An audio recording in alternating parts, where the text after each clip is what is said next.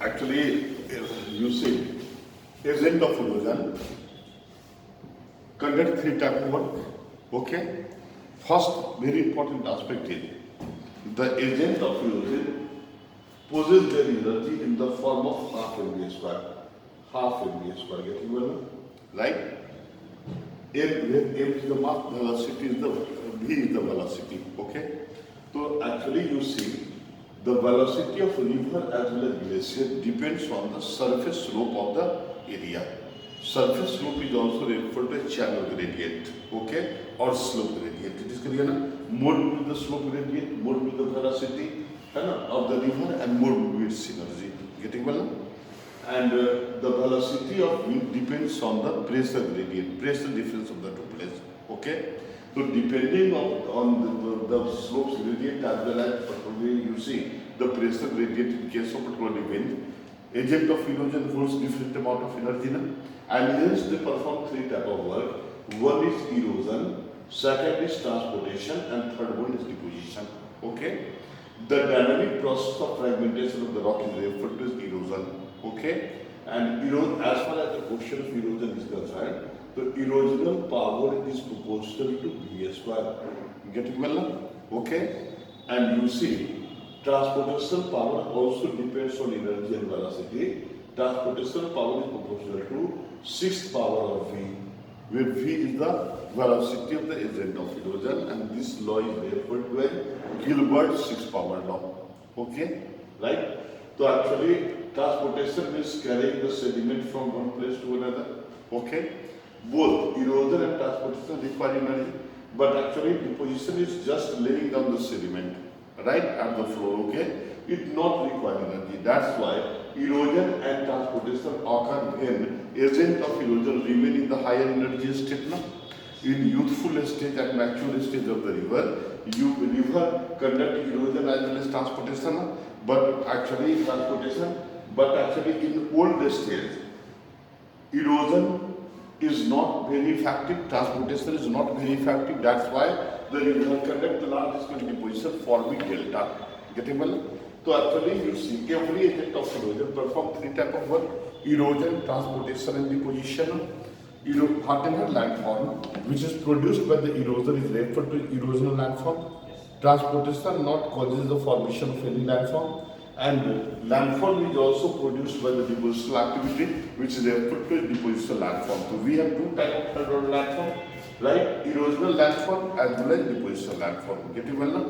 So actually geomorphology deals with the study of the first order landform, second order landform, and third order landform. Getting well now?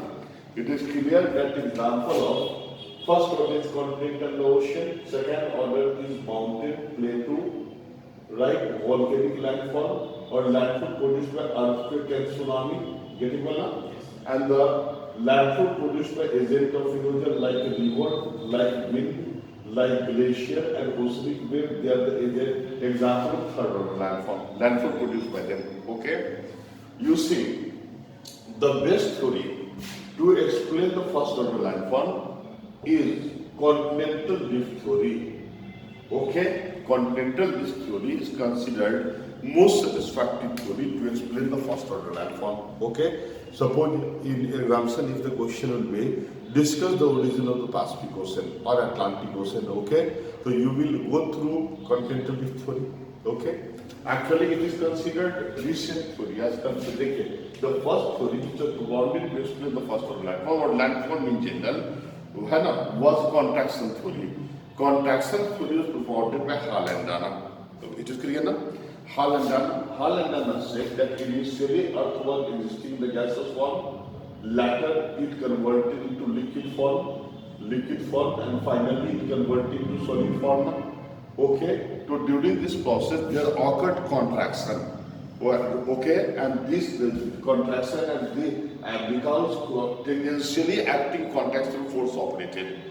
Consequently, some part of the Earth's surface was uplifted from continent, some part was depressed from the ocean.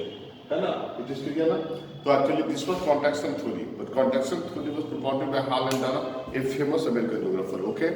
But later this theory was criticized on several grounds, right? Was rejected on several grounds. One of the ground was the ineffective of forces. Actually, it was said that contraction force is not sufficient enough to cause the origin of mountain like Himalaya. Okay, it is clear now? Second aspect is now Earth attended the solid form. Okay, according to law of physics, there is a limit of compression. Beyond this limit, the compression is not possible. So now the Earth attended the solid form. Now there will be no effective contraction now. Despite of this fact, we observe several tectonic phenomena like earthquake, volcanic eruption, increase in the height of Himalaya, etc. It means this force or this theory is not sufficient enough. That's why against this theory, Taylor propounded continental drift theory in 1908, and later it was improved by Wegener. Okay, and Wegener's continental drift theory became more popular. Okay, and it is the best theory to explain the continental drift theory. Okay, get it well now? The origin of the second order landform can well be explained on the basis of plate tectonic theory. Plate tectonic theory. Get it well now? Plate tectonic, PTT. Okay, it means for you see, you can explain the origin of Himalaya on the basis of plate tectonic theory. It is clear now? So plate tectonic theory is considered best satisfactory theory to explain the second order landform. Okay. This theory was propounded by, as far as the question of what is the basic relation between continental drift theory and plate tectonic theory, it is said that plate tectonic theory is also based on the drift hypothesis. It is clear now? The term drift was first used by Antonio Snyder. Antonio Snyder was the geographer who first used the term continental drift, the term drift now. Okay?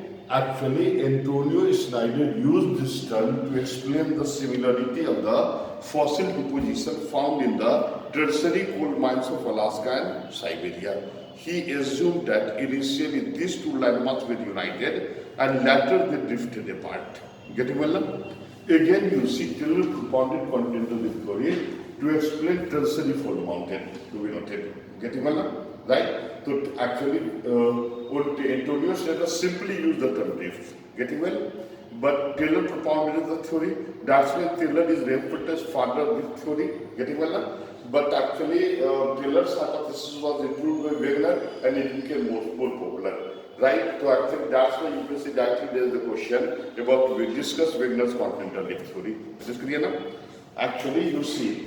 And plate tectonic theory is also based on the drift hypothesis to be noted, right? Actually, continental drift theory, according to Wegener estimated that initially the entire landmass were united to form a single landmass known as Pangaea. Pangaea. It is clear now, right? The meaning of the term Pangaea is the whole earth. Getting well now? So, what was the basic assumption of Wegener? The basic assumption of Wegener was, prior to Carboniferous period, the entire landmass was united to form a single landmass. Okay? And this landmass is referred to as Pangaea. Getting well now? Actually, this landmass is referred to as Pangaea. You see, northern part of this is Pangaea, and Pangaea was surrounded from all the sides by extensive water body known as Penthelasa. This is Pangaea. And this is Pangaea and this is Penthelasa. Penthelasa is also referred to as primitive Pacific Ocean. Get it well now? That's why Pacific Ocean is considered as the oldest ocean of the world, to be noted, right? Because it is considered the part of the Penthelasa. Get it well now?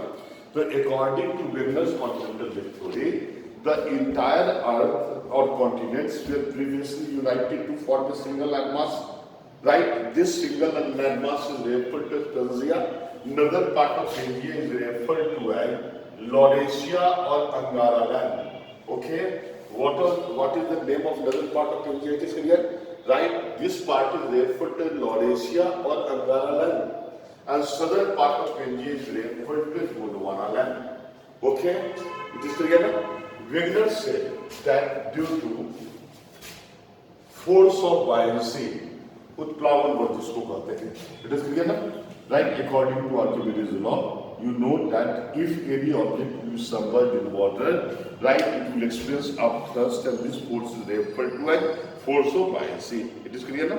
So actually, since upper part of the earth is solid and lower part exists in the liquid form, this is the assumption. So that's why the upper part experiences upthrust from the interior part, and this is referred to as force of buoyancy. So this was the first factor responsible to cause drifting or fragmentation of this part. Okay. Second factor was differential gravitational pull. Okay. It means what is the meaning of differential gravitational pull? You understand? Different part of the earth's surface experiences different amount of gravitational pull. Okay, gravitational pull at the pole is more as compared to that of the equator. Now, you see the inner core, which is also referred to as metallic nucleus, is considered as the cause of gravitational pull. Now, since bulging is more at the equator, it means particularly equatorial zone is far away from the most. The distance between the inner core and the equatorial surface is more as compared to that of the surface existing in the polar zone, because in polar zone you know the flatness also occur. So that's why if suppose this is R1 and this is R2 distance, so certainly R2 is less than R1, and you know that F is inversely proportional to 1 upon R square. So that's why if G1 is the gravitational pull here and G2 is the gravitational pull here, okay? G1 is the gravitational pull at the equator, G2 is the gravitational pull on the polar zone. So G1 is less than G2. That's why if you will carry any object from the equatorial part up to polar zone, its weight will gradually increase because weight is equal to m into z. Mass remains constant, gravitational continuously increases. It is clear now? So actually this is referred to as differential gravitational pull, right? So actually Wegener said that prior to Carboniferous period, the entire landmass was were united to form a single landmass known as Pangaea. Okay, and Pangaea drifted due to the three forces. First force he used was the force of buoyancy. Second is differential gravitational pull, and third force is tidal force. You know that tidal force is exerted by moon and the sun, right? The force exerted by moon is more effective as compared to that of the sun. Is getting well now, right? And the ratio between the force exerted by moon and the sun is 11:5. This is the particular ratio, right, of the force exerted by the moon and the sun. It is clear. So Wegener said that prior to Carboniferous period, it was united. And after Carboniferous period, Pangaea drifted into several parts. Getting well? Three forces were responsible to cause drifting of Pangaea. It is clear. First, particularly force was force of buoyancy. Second is the differential gravitational pull, and third one is particularly tidal force. Getting well? You see, as far as the question of the term drift is concerned, because here continent, you know that extensive macro level landform is referred to as continent. Now, what is the meaning of term drift? You understand? Okay, you see, actually, if this is crustal part or rock, okay, the term drift include two phenomena. One is first phenomena is fragmentation of the crustal part. Okay, fragmentation of the plate, crustal part of the upper crustal part of Pangaea, you can say. And second particularly phenomena which is associated with, which is also included in it, is horizontal movement of fragmented part. If fragmentation occurred, it has started moving in this part, in this way, and it has started in this way. Both the phenomena are collectively referred to as the term drift. What is the meaning of the term drift? It is clear now? Actually, you see, movement of the plate, movement of the rock is referred to as tectonic movement. So tectonic, actually drift is more wider, because this horizontal movement is the tectonic movement technically. It means particularly under the term drift, and a tectonic term is also included.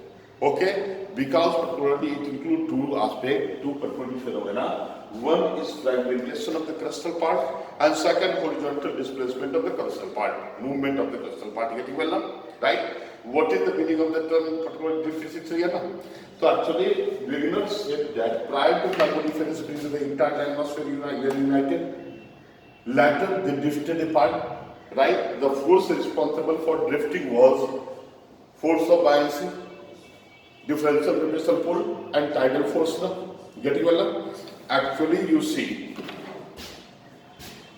due to these forces, fragmentals, I am simplifying this one because I will later discuss continental drift theory in detail. Okay? So actually, due to these forces, the Pangaea drifted into several parts. Okay? And the water of Thalassa entered into the intervening zone. Okay? So this fragmented part caused the origin of the continent. And this particularly part, the water which came between the two fragmented parts and formed the ocean. It is clear now? So hence it is said that continental drift theory explains the origin of the first order landform. Getting well now? It is clear. Actually, you see, most of the continents located in northern hemisphere are considered a part of Laurasia or Angara land, like North America, Eurasia, right? Britain, Ireland, Iceland, Greenland will be the part of, will be considered as a part of Laurasia or Angara land. And most of the continents located in southern hemisphere, right, are considered a part of Gondwana land. To be noted, one important point, very important point. I am using the term most to be clarified. Actually, this statement was of Wegener. Wegener stated that the position of pole as well as equator shifted from time to time, and this phenomena was referred to as wandering of pole, dhruvo ka bhatakna. When there will be shifting of pole, equator will also change. During Carboniferous period, equator was passing from the north of Himalaya, to be noted. Right? Actually, this is India. This is Himalaya. Okay, right now equator is passing from this area now. But according to Wegener, Carboniferous period, during Carboniferous period, equator was passing from this area. Right? In this context, you see this peninsular part of India, right, is also considered part of Gondwana land. Australia is the part of Gondwana land. Okay, Antarctica is the part of Gondwana land. Getting well now? South America will be referred to as the part of Gondwana land. It is clear now? Africa will be considered as part of Gondwana land, right? Because the statement given by him actually was with respect to the equator which was resting during Carboniferous period. He given the statement in the light of this particular condition. Getting well now? Right? So how continent and the ocean originated, I simply particularly explain this. I will explain it later when I will discuss, but we will take the next class now, because continental drift theory is important, very important for prelims as well as USCS. Getting well now? Now see, actually for origin and development of second order landform, plate tectonic theory is considered well-placed satisfactory theory. Okay? I said that plate tectonic theory is based on the drift hypothesis. Getting well? Actually, you see, very important and interesting aspect. Continental drift theory explains the fragmentation of Pangaea, you can see. It is clear now? Continental drift theory explains the origin of explain the fragmentation of Pangaea. Continental drift theory explains the origin of first order landform. It is clear now? Right? You see, suppose this is continent and it fragmented into several parts. A small or major parts. Getting well now? Getting well? Okay? This segment produced as a result of fragmentation of the plate now. Okay? Now see, actually Tujo Wilson was the geographer who used the term plate to indicate the fragmented part of Pangaea. Who particularly used the term plate? Actually, plate tectonic theory. Plate tectonic theory. Who used the term plate for the first time?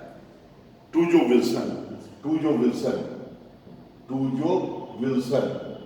was the first, Wilson was the first geographer who used the term plate to indicate the fragmented part of Pangaea.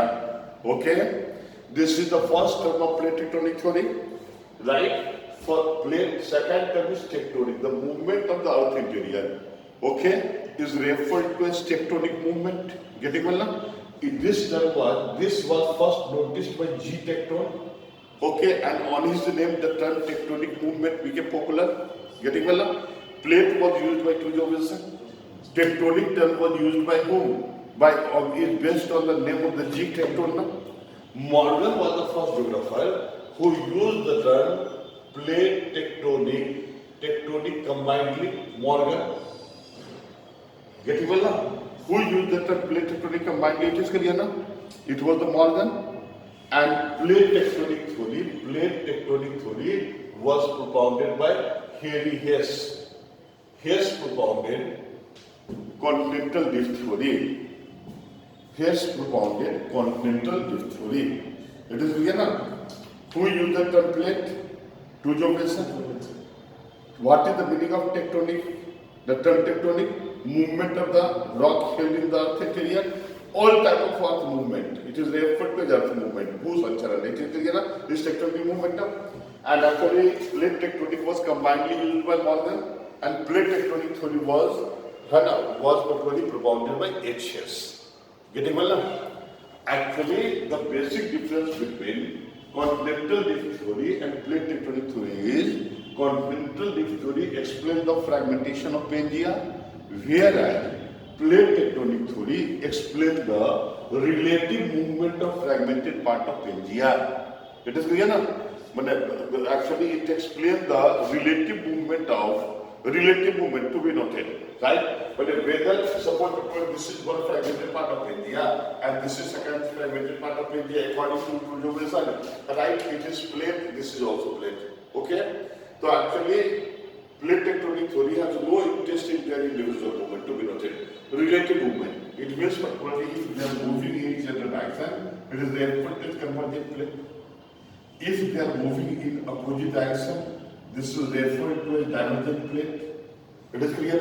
Convergent movement, divergent. This is relative to be noted. Okay? This is therefore to a destructive plate because it causes the destruction of either of the two plates. It is referred to as constructive plate.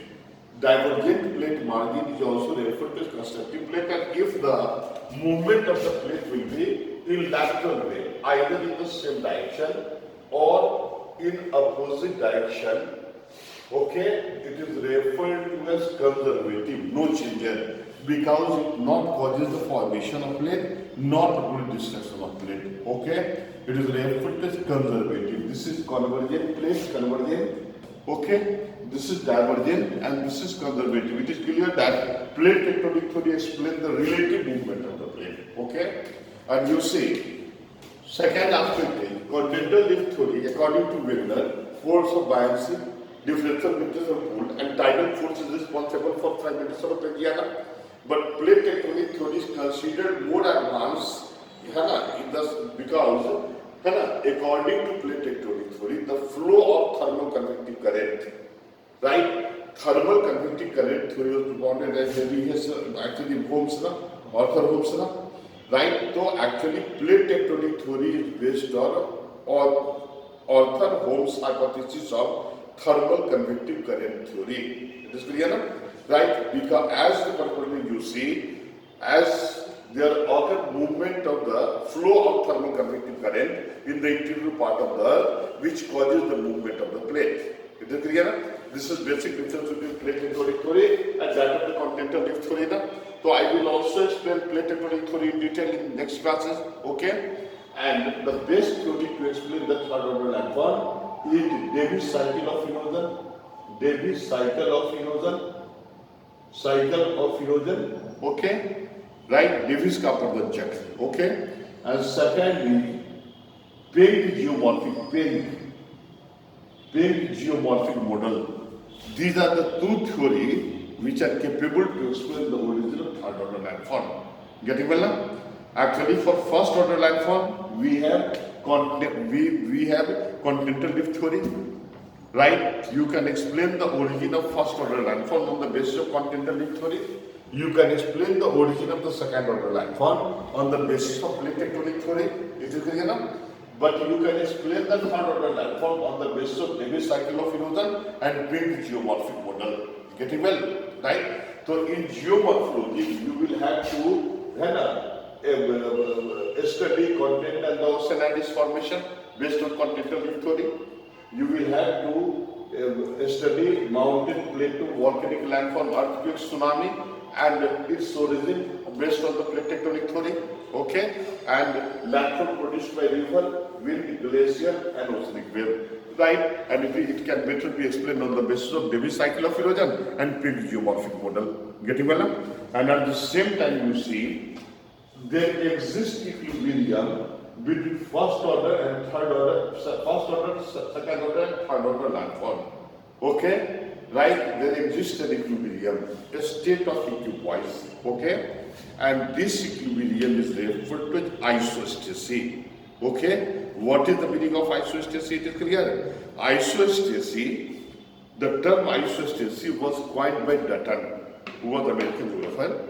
Okay, and he said that on the Earth's surface, first order landform, second order landform, and third order landform remain, and they maintain the state of equilibrium. Okay, when this equilibrium gets disturbed, it is manifested in the form of earthquake, volcanic eruption, mountain building, etc. It is clear now.